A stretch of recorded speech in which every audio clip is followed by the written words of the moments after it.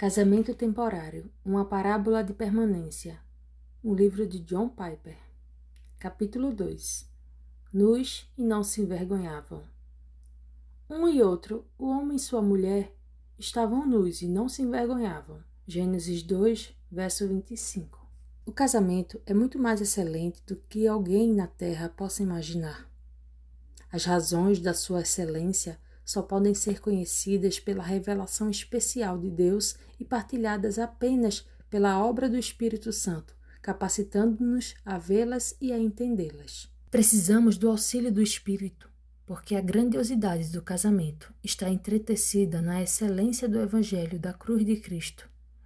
Mas a mensagem da cruz é loucura para o homem natural. Portanto, o significado do casamento é loucura para o homem natural. 1 Coríntios 2,14. Por exemplo, eis o que disse o célebre ateísta Richard Dawkins numa entrevista em 2006. Apresentei fortes argumentos contra um projetista inteligente e sobrenatural. Mas isso me parece uma ideia respeitável, refutável, mas assim mesmo esplêndida e grande o suficiente para ser digna de respeito. Não vejo os deuses do Olimpo, nem Jesus descendo e morrendo na cruz, como dignos dessa grandiosidade. Eles me impressionam por serem simplórios. Essas são palavras trágicas de um homem natural. Aqueles que consideram Cristo e sua encarnação, morte, ressurreição e senhorio sobre todo o universo como simplórios, são incapazes de ver a magnitude do Evangelho entretecida no casamento. Verdadeiramente, Jesus não é simplório. Ele criou o universo. João 1, verso 3, Colossenses 1, 16. Ele o sustenta pela palavra de seu poder. Hebreus 1, verso 3. O universo foi criado para ele. Colossenses 1, 16. E tudo quanto existe encontra sua maior razão de ser na proporção da maior manifestação da glória de Deus no universo, ou seja, a glória da sua graça manifestada maximamente na morte de Cristo para trazer pecadores a Deus. Efésios 1, verso 6. Somente os cegos chamam Cristo e sua obra redentora de simplórios. Porém, pela graça de Deus, até mesmo Dawkins poderá ver a glória de Cristo no Evangelho e a imagem dela no casamento. Nós termos visto essa glória no Evangelho é um milagre. Só Deus pode conceder a luz do conhecimento da glória de Deus na face de Cristo, como dito em 2 Coríntios 4, verso 6. Oro para que Deus revele a glória do Evangelho e o significado do casamento para Richard Dawkins e para você. Eu creio que Ele lhe concederá isso se você atentar firmemente para sua revelação na palavra e buscar o auxílio do Espírito para lhe capacitar a ver e a perceber a glória de Cristo e sua aliança, adquirida com sangue, com a igreja, a qual está refletida no casamento. O casamento é obra de Deus para a sua glória. No capítulo anterior, vimos que a afirmação mais fundamental que podemos fazer sobre o casamento é que ele é obra de Deus. E a característica mais sublime que podemos apontar nele é que ele é a manifestação de Deus. A razão para o casamento ser manifestação de Deus é que em Cristo, Deus fez uma nova aliança com seu povo. Nessa aliança, ele promete perdoar, justificar e glorificar todos quantos se voltam para ele, deixando o pecado, e recebem Cristo como Salvador, Senhor e tesouro supremo de sua vida. O casamento entre o homem e a mulher foi planejado desde o princípio para ser reflexo e manifestação desse relacionamento pactual consumado em sangue. É por isso que Paulo cita Gênesis 2, verso 24. Deixará o homem a seu pai e sua mãe e se unirá à sua mulher, e se tornarão os dois uma só carne. E depois afirma, grande é este mistério, mas eu me refiro a Cristo e à igreja. Efésios 5, do verso 31 ao 32. Deixar os pais e unir-se à esposa para formar uma nova união numa só carne foi planejado desde o princípio para manifestar esta nova aliança. Cristo deixando seu pai, tomando a igreja como sua noiva e ao custo da própria vida, unindo-se a ela em um único espírito para sempre. Em 1 Coríntios 6, verso 16 a 17, um espírito é a forma como Paulo descreve a contraparte de numa só carne. Ele está tratando do problema da prostituição, não do casamento, e argumenta que nossa união com Cristo torna impensável a união com uma prostituta. Diz: não sabeis que os vossos corpos são membros de Cristo? E eu, porventura, tomaria os membros de Cristo e os faria membros de meretriz? Absolutamente não. Ou não sabeis que o homem que se une à prostituta forma um só corpo com ela? Porque, como se diz, serão os dois uma só carne. Mas aquele que se une ao Senhor é um espírito com ele. 1 Coríntios 6, verso 15 a 17. Não penso que Paulo queira dizer que um homem esteja casado com toda prostituta com a qual tenha se relacionado sexualmente. Jesus disse à mulher que tinha tido 5 maridos, que esse que agora tens não é teu marido. João 4, verso 18. Em outras palavras, o envolvimento sexual por si só não faz um casamento. Prostituição, como implica a palavra, é um abuso das prerrogativas do casamento. Nesse caso, ela diz respeito à sua essência sagrada. Paulo usa a linguagem de um corpo e uma carne para demonstrar a traição total que essas expressões querem dizer. Ele está dizendo: vocês estão desacralizando o ato da união sexual que tem o significado de uma carne e um corpo no casamento, algo profundo e espiritual. Vocês, porém, estão expressando implicitamente essa verdade sagrada com uma prostituta. A casca da unicidade está lá, mas não o significado da aliança. A questão principal aqui é simplesmente que, na mente de Paulo, a união em aliança entre marido e esposa foi planejada por Deus para refletir e manifestar a união espiritual entre Cristo e a Igreja. Então ele afirma: aquele que se une ao Senhor é um espírito com ele. Portanto, eu afirmo que permanecer casado não tem a ver principalmente com permanecer apaixonado, e sim com fidelidade à aliança. Se a esposa se apaixona por outra pessoa, a reação profundamente legítima do marido e da igreja é: e daí? O fato de você estar apaixonada por outra pessoa não é decisivo. Ser fiel à aliança é que é decisivo. Agora é hora de sondar mais a fundo como é essa fidelidade à aliança e o que ela significa. Nus e não se envergonhavam. Para estabelecer um alicerce mais profundo para o casamento a partir da palavra de Deus, retornamos ao versículo-chave que ignoramos no capítulo anterior, ou seja, Gênesis 2, verso 25. Depois de dizer no versículo 24, deixa o homem pai e mãe e se une à sua mulher, tornando-se os dois uma só carne, o escritor afirma no versículo 25, o homem e sua mulher estavam nus e não se envergonhavam. Qual é a questão desse versículo? Considere essas duas possíveis razões para eles não estarem envergonhados. A primeira razão é que ambos tinham corpos perfeitos. Lembre-se, isso aconteceu antes que a criação caísse no pecado e na futilidade. Eram exatamente os corpos que o próprio Deus havia feito. Portanto, uma vez que a aparência deles era perfeita, não tinha o menor temor de que um cônjuge desaprovasse o outro. Em outras palavras, estavam livres da vergonha, porque não tinham absolutamente nada do que se envergonhar. Seria essa a questão principal? Essa é certamente uma observação verdadeira. Quando Deus criou o homem, ele disse que sua criação era muito boa. Gênesis 1, 31. Logo, o homem e a mulher eram perfeitamente belos e graciosos. Não havia falha nem mancha. É essa a questão de Gênesis 2, verso 25? Duvido. Por 3 razões. Não por causa de corpos perfeitos. Primeiro, não importa quão belo ou gracioso seja o seu cônjuge.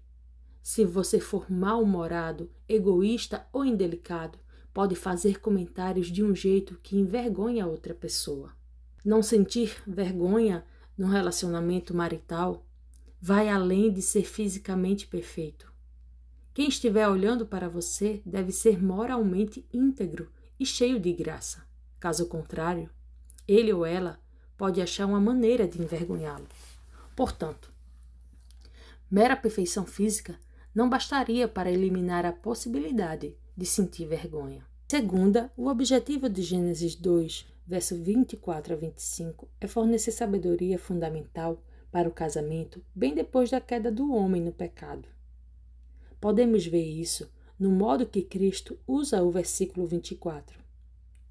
Ele o estabelece como a base da sua declaração. O que Deus ajuntou, não separe o homem. Marcos 10, verso 9. Em outras palavras, o que Deus está revelando em Gênesis 2, verso 4 a 25, tem relevância muito depois da queda. Assim, não parece que o ponto principal só tivesse relação com a situação pré-queda, a saber, a perfeição de seus corpos. Terceira, o versículo 24, tornando-se os dois uma só carne, cria o relacionamento no qual o versículo 25, estavam nus e não se envergonhavam, pode ocorrer.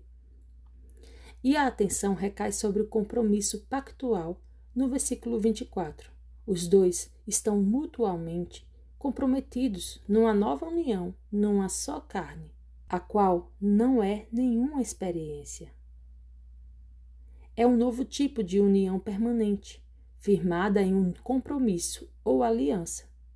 É isso, e não a beleza perfeita deles, que cria o contexto para um casamento livre de sentimento de vergonha.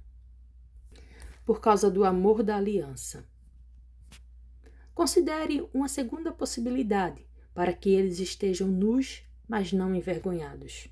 A minha proposta é que o destaque está não em estarem livres de imperfeição física, mas na plenitude do amor da aliança. Em outras palavras, posso estar livre da vergonha por causa de duas razões possíveis. Uma razão concebível, mas irreal, é que sou perfeito e nada tenho de que me envergonhar. Outra razão pela qual poderia não ser afetado pela vergonha é que, embora eu seja imperfeito, não temo a reprovação de meu cônjuge. A primeira maneira para estar livre da vergonha é ser perfeito. A segunda baseia-se na natureza graciosa da aliança do amor. No primeiro caso, não existe vergonha porque não há defeitos em nós. No segundo, não existe vergonha porque o amor cobre a multidão de defeitos. 1 Pedro 4, verso 8, 1 Coríntios 13, verso 6. Sei que em Gênesis 2, verso 25, ainda não havia ocorrido a queda no pecado. Por isso, não há defeitos a serem cobertos. Porém, o meu ponto é que o versículo 25 decorre do versículo 24 em razão de o relacionamento pactual estabelecido pelo casamento ter sido planejado desde o princípio como fundamento principal para se estar livre da vergonha. Reconhecidamente, enquanto o pecado não havia entrado no mundo, e com ele todo tipo de defeitos morais, Adão e Eva não precisavam pôr em prática o seu amor da aliança para cobrir quaisquer pecados e defeitos um do outro. No entanto, o exercício futuro desse amor da aliança era de fato plano de Deus. Desde o princípio, o casamento fora planejado para manifestar a nova aliança entre Cristo e a Igreja. Vimos isso em Efésios 5, verso 31 a 32. A essência dessa nova aliança está no fato de Cristo não levar em consideração os pecados de sua noiva. Ela está livre da vergonha não porque seja perfeita, mas porque não teme que seu amado a condene ou a envergonhe por causa de seus pecados. Por isso, a doutrina da justificação pela graça está de fato no centro daquilo que faz o casamento funcionar da maneira que Deus o planejou. A justificação cria paz com Deus verticalmente, apesar de nosso pecado. E quando vivenciado horizontalmente, o casamento cria a paz livre de vergonha entre um homem imperfeito e uma mulher imperfeita. Pretendo abordar isso mais completamente no próximo capítulo. Declarando independência. Primeiramente, porém, precisamos terminar de ver o que Gênesis 2 e 3 têm a dizer sobre nudez e vergonha. Em Gênesis 2, verso 17, Deus disse a Adão: Da árvore do conhecimento do bem e do mal não comerás, porque no dia em que dela comeres, certamente morrerás. Penso que conhecimento do bem e do mal se refere a uma condição de independência de Deus, na qual Adão e Eva decidiram por si mesmos, a parte de Deus, o que seria bom ou mal. Assim, comer dessa árvore significaria uma declaração de independência de Deus. Em Gênesis 3, versos 5 a 6, é isso que acontece. Disse o tentador: Porque Deus sabe que no dia em que dele comerdes, se vos abrirão os olhos, e como Deus sereis conhecedores do bem e do mal. Vendo a mulher que a árvore era boa para se comer, agradável aos olhos, e árvore desejável para dar entendimento, tomou-lhe do fruto e comeu, e deu também ao marido, e ele comeu. O primeiro efeito dessa rebelião contra Deus e dessa declaração de independência está registrado no versículo 7. Abriram-se então os olhos de ambos, e percebendo que estavam nus, coseram folhas de figueiras e fizeram cintas para si. O que isso significa? De repente, eles têm consciência de seus corpos. Antes de se rebelarem contra Deus, não havia vergonha. Depois, evidentemente, há vergonha. Por quê? Esse não é o ponto central do texto. A beleza deles não era o foco de Gênesis 2, 25. E a feiura deles não é o ponto principal de Gênesis 3, verso 7. Por que então a vergonha? Porque o fundamento do amor fiel à aliança veio abaixo. E com ele, a doçura e a plena segurança do casamento desapareceram para sempre. O fundamento do amor fiel à aliança. O fundamento do amor fiel à aliança entre o homem e a mulher é a aliança inquebrável entre Deus e eles. Deus governando-os para o bem deles, e eles alegrando-se nessa segurança em Deus e fiando-se nele. Ao comerem da árvore da ciência do bem e do mal, essa aliança foi quebrada, e o fundamento da fidelidade à aliança deles mesmos ruiu. Eles sentiram imediatamente esse rompimento na corrupção de seu próprio e mútuo amor pactual. Essa quebra ocorreu duplamente e hoje a vivenciamos desses mesmos dois modos, ambos relacionados ao sentimento de vergonha. No primeiro caso, a pessoa que vê minha nudez não é mais digna de confiança, portanto, tenho medo de ser envergonhado. No segundo, eu mesmo não tenho mais paz com Deus e sinto-me culpado, maculado e indigno. Mereço ser envergonhado. Pensemos um pouco mais nesses dois casos, um de cada vez. Vulnerabilidade e a vergonha. No primeiro caso, tenho autoconsciência de meu corpo e sinto-me vulnerável à vergonha, porque sei que Eva optou por ser independente de Deus. Ela pôs a si mesma no centro, no lugar de Deus. Tornou-se alguém essencialmente egoísta. Desse dia em diante, ela se colocou em primeiro lugar. Não mais uma serva, não mais confiável. Sinto-me vulnerável perto dela, porque ela é capaz de me humilhar se isso a enaltecer. Assim, minha nudez é precária. Não acredito mais que ela me ame com o amor puro e fiel da aliança. Essa situação é uma fonte de vergonha e autoconsciência. A quebra da aliança com Deus. A outra fonte é que o próprio Adão, não apenas sua mulher, quebrou a aliança com Deus. Se ela é rebelde e egoísta, portanto, não confiável, eu também o sou. A maneira que percebo isso em mim mesmo é sentindo-me maculado, culpado e indigno. É isso que na verdade eu sou. Antes da queda, aquilo que era e aquilo que devia ser eram a mesma coisa. Mas agora, isso não ocorre mais. Devo ser alegre e humildemente submisso a Deus. Mas não o sou. Esse imenso abismo entre aquilo que eu sou e o que deveria ser deturpa tudo a meu respeito inclusive como me sinto a respeito de meu corpo. Minha esposa deve ser a pessoa mais confiável no mundo, mas meu próprio sentimento de culpa e indignidade faz com que me sinta vulnerável. A nudez simples e aberta da inocência sente-se agora inconsciente com a pessoa culpada que sou. Sinto-me envergonhado. Assim, a vergonha da nudez surge de duas fontes, e ambas devem-se à demolição do fundamento da aliança de amor no nosso relacionamento com Deus. A primeira é que Eva não é mais confiável para me estimar. Ela se tornou egoísta e eu me sinto vulnerável à possibilidade de que me humilhe em prol de seus interesses egoístas. A segunda é que tenho consciência da minha própria culpa e a nudez da inocência contradiz minha indignidade. Estou envergonhado. Fizeram roupas para si mesmo. Gênesis 3, verso 7, diz que tentaram enfrentar essa nova situação fazendo roupas. Abriram-se então os olhos de ambos e, percebendo que estavam nus, coseram folhas de figueira e fizeram cintas para si. Mais adiante, em Gênesis 3, verso 21, Deus faz roupas melhores para eles com peles de animais. Fez o Senhor Deus vestimenta de peles para Adão e sua mulher e os vestiu. Como devemos entender isso?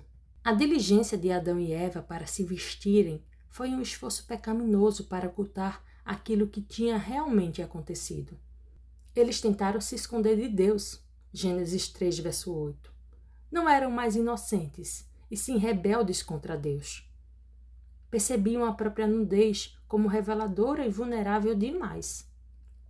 Por isso, tentaram cobrir o abismo entre o que eram e o que deveriam ser, escondendo aquilo que eram e se apresentando de uma nova maneira. Do ponto de vista deles, essa foi a origem da hipocrisia. Foi a primeira tentativa de trapaça, totalmente fracassada. Deus os vestiu. Qual o sentido de Deus os ter vestido com peles de animais? Estaria confirmando a hipocrisia deles? Estaria o Senhor auxiliando-os e sendo cúmplice da presunção deles? Se antes da queda eles estavam nus, sem sentir vergonha, e se vestiram para amenizar a vergonha depois da queda, então o que Deus está fazendo ao vesti-los bem melhor do que eles mesmos se vestiram? A resposta de minha perspectiva é que Deus está transmitindo tanto uma mensagem negativa como uma mensagem positiva. Negativamente, ele está dizendo: vocês não são mais o que eram, nem são o que deveriam ser. O abismo entre o que são e o que deveriam ser é imenso. Vestir-se é a reação apropriada a essa situação, não para escondê-la, mas para confessá-la. De agora em diante, vocês usarão roupas não para esconder que não são aquilo que deveriam ser, mas para confessar que não são o que deveriam ser. Uma das implicações práticas disso é que a nudez pública hoje não é o retorno à inocência, mas a rebelião contra a realidade moral. Deus ordenou o uso de roupas para o testemunho da glória que perdemos, e lançá-las fora é mais rebelião. Para aqueles que se rebelam na outra direção, isto é, fazem roupas para si como uma forma de exibir poder e prestígio e de chamar a atenção, a resposta de Deus não é a volta à nudez, mas o retorno à simplicidade. 1 Timóteo 2, verso 9 a 10, 1 Pedro 3, verso 4 a 5. A intenção das roupas não é fazer as pessoas pensarem naquilo que está sob elas. As roupas têm o mesmo objetivo de chamar a atenção para aquilo que não está debaixo delas. Mãos misericordiosas, que servem os outros em nome de Cristo, pés formosas, que levam o Evangelho aonde é necessário, e a face radiante, que tem contemplado a glória de Jesus. O significado das roupas. Agora passamos para o sentido mais positivo do ato de vestir que Deus tinha em mente ao vestir Adão e Eva com peles de animais. Não foi somente um testemunho da glória que perdemos e uma confissão de que não somos o que devíamos ser. Antes, é também um testemunho de que o próprio Deus um dia faria de nós aquilo que devíamos ser. O Senhor rejeitou o fato de vestirem a si próprios. Ele mesmo os vestiu, mostrando misericórdia com uma vestimenta superior. Juntamente com os outros sinais esperançosos no contexto, como a derrota da serpente em Gênesis 3, verso 15, a misericórdia de Deus aponta para o dia em que solucionará decisiva e permanentemente o problema da nossa vergonha. Ele o fará com o sangue do seu próprio Filho, visto que houve evidente derramamento de sangue na imolação dos animais que forneceram as peles. Ele o fará com as vestes da retidão e do fulgor da sua glória. Gálatas 3, verso 27, Filipenses 3, verso 21. O que significa que nossas vestimentas são testemunhas tanto do nosso fracasso passado e presente, como da nossa glória futura. Elas dão testemunho do abismo que há entre o que somos e o que devíamos ser, assim como da misericordiosa intenção de Deus de eliminar esse abismo mediante Jesus Cristo e sua morte pelos nossos pecados. Ele solucionará o problema do temor, da soberba, do egoísmo e da vergonha entre o homem e a mulher com a nova aliança de seu sangue. De modo maravilhoso, no mesmo contexto da ruptura da aliança entre Deus e o homem e da ruína da aliança do casamento entre Adão e Eva, Deus, por sua misericórdia, aponta para a redenção que o próprio casamento foi designado para manifestar. O plano de Deus para o casamento, como uma manifestação da misericórdia fiel à aliança, não foi uma ideia posterior. Depois da queda, Deus não teve que replanejar o casamento. Ele sabia o que havia criado em Gênesis 2, verso 24, e o que aconteceria em Gênesis 3. O plano, a queda e a redenção implícita do casamento servem para nos revelar a finalidade dele. O casamento existe para manifestar o amor de Cristo, um amor misericordioso e fiel à aliança, e a fidelidade da sua noiva.